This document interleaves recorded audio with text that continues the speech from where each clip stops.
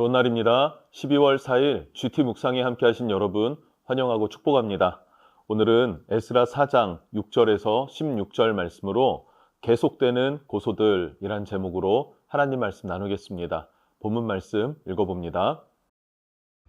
또 아하수에로가 즉위할 때 그들이 글을 올려 유다와 예루살렘 주민을 고발하니라.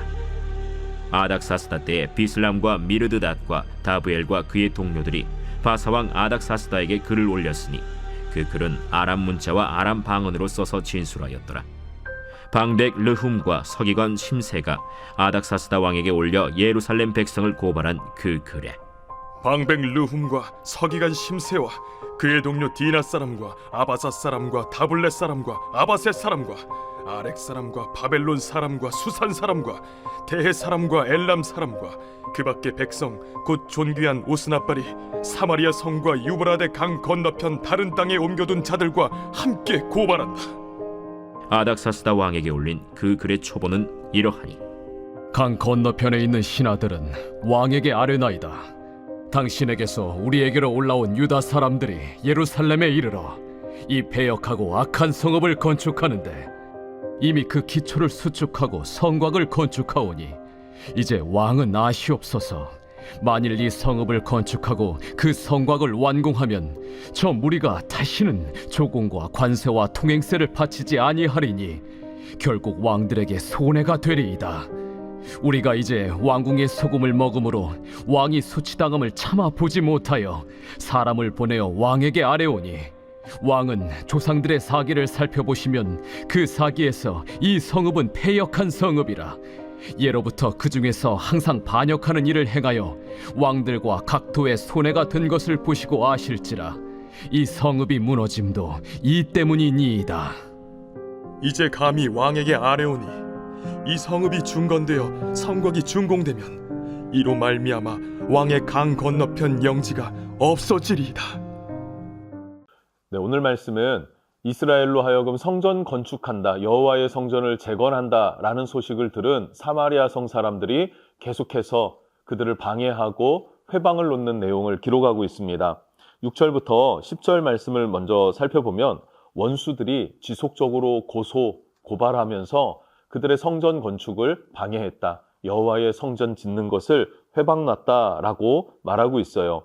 6절은 아하수에로가 즉위할 때에 예루살렘 주민을 고발하니 라고 말하고 있고요. 그것이 7절에 가면 아닥사스다 때에 라고 말하고 있습니다. 오랜 시간 회방을 놓고 있고 건축을 방해하고 있습니다. 이스라엘 백성들은 고레스 왕 때에 돌아왔습니다. 그리고 성전 건축할 준비를 했고 기초 공사를 시작했어요. 그렇게 기초 공사가 마무리되었을 때에 공사는 멈추게 되었는데 16년 동안 멈추게 됩니다. 계속해서 왕들이 바뀌기도 하고 하는 이 모든 시간들을 합쳤을 때 16년이라는 시간이 나오더라고요. 그리고 나서 5장으로 넘어가면 학개와 스가랴 선지자가 성전을 건축할 것을 촉구합니다.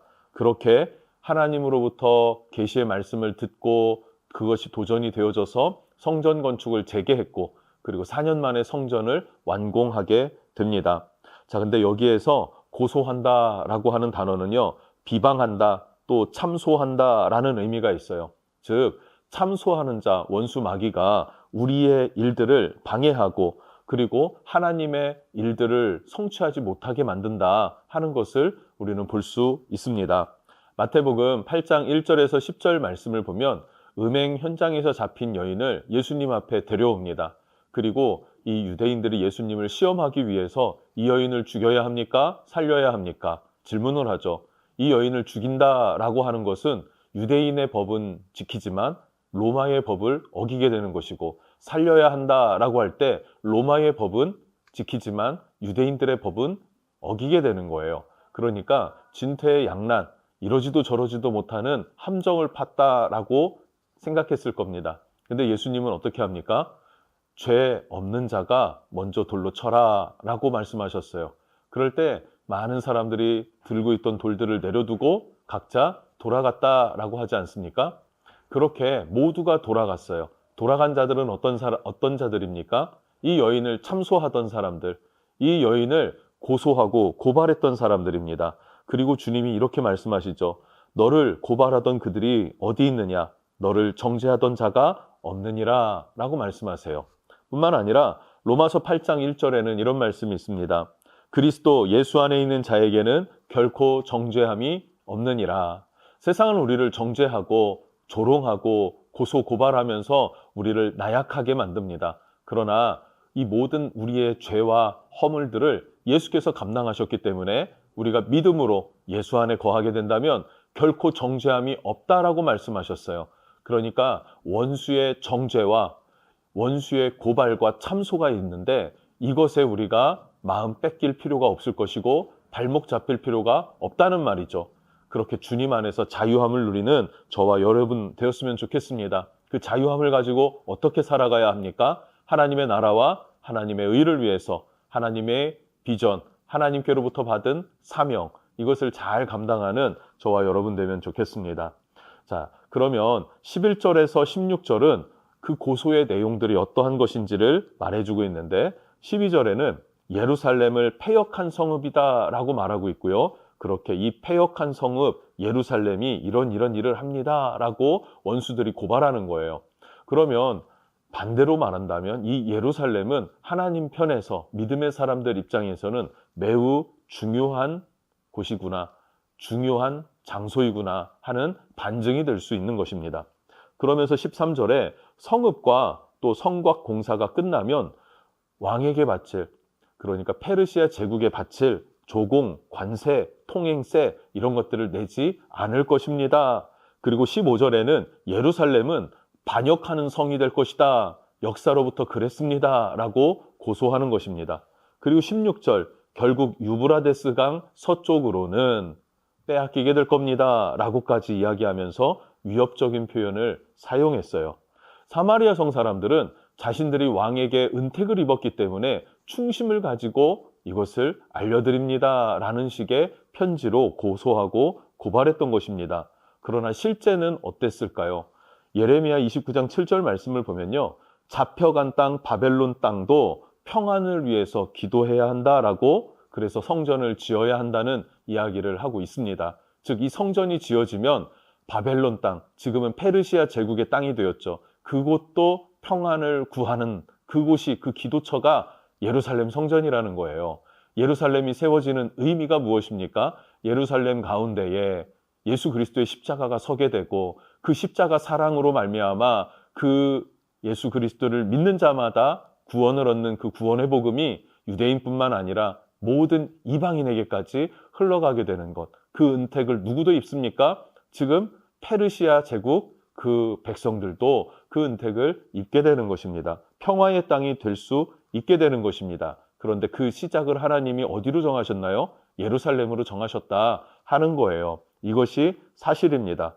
그런데 원수 마귀는 이것을 왜곡시키는 것이죠. 왜곡시켜서 하나님의 뜻을 세워지지 못하게 하고 열방의 구원의 복음과 평강의 복음이 흘러가지 못하게 한다 하는 것을 우리는 볼 수 있습니다. 실제로 바사 제국의 총리였던 사람, 전무후무한 사람 누굴까요? 다니엘입니다. 다니엘과 같은 사람은 정말 정직하게 살았어요. 그래서 가장 악한 대적자들이 다니엘의 흠을 잡으려 했지만 흠을 잡지 못했다고 했습니다. 이러한 것들이 다니엘을 비롯하여서 당시 예루살렘으로 돌아간 유대인들이 성전을 짓는 모든 것들은 하나님을 향한 믿음이었지 어떤 반역이라든지 정치적 꿍꿍이가 있었다라고 보기 어렵던 것이죠. 그럼에도 불구하고 원수 마귀는 어떻게 합니까? 우리를 참소하고 고발하고 넘어뜨리려고 한다 하는 사실을 기억해야 합니다. 거짓을 일삼는 자가 지금 나를 향하여서 거짓으로 참소하고 우리의 심령을 무너뜨린다라는 사실도 기억했으면 좋겠습니다. 이것에서 이길 수 있는 방법은 견뎌낼 뿐만 아니라 그냥 거침없이 나아갈 수 있고 승리할 수 있는 방법은 오직 말씀 안에서 기도하는 것뿐임을 여러분 기억했으면 좋겠습니다. 에베소서 6장 12절 말씀을 보면 우리의 씨름은 혈육의 싸움이 아니다, 육체에 대한 싸움이 아니다 라고 말하고 있어요. 그것은 통치자, 권세자, 어둠의 세상 주관자들, 그래서 하늘의 악한 영들을 상대하는 것이다 라고 말하고 있지 않습니까? 악한 영들과의 싸움에서 지지 않기 위해서는 말씀 안에서 깨어 기도하는 것입니다. 그러면 그 누구의 참수에도 굴하지 않고 거침없이 담대하게 승리하는 우리의 삶이 될 줄로 믿습니다. 승리하시기를 주님의 이름으로 축복합니다. 기도하겠습니다. 하나님 감사합니다. 원수는 우리를 공격하고 거짓으로 참소하여서 우리가 하나님의 뜻을 이루지 못하게 합니다. 그러나 하나님, 오직 말씀 안에서 기도함으로 말미암아 믿음의 길을 한 걸음 한 걸음 디딜 수 있는 우리들 되도록 축복해 주시고 성령께서 우리를 압도하사 이끌어 주셔서 승리하는 삶을 살 수 있도록 인도해 주시옵소서. 예수님의 이름으로 기도합니다. 아멘.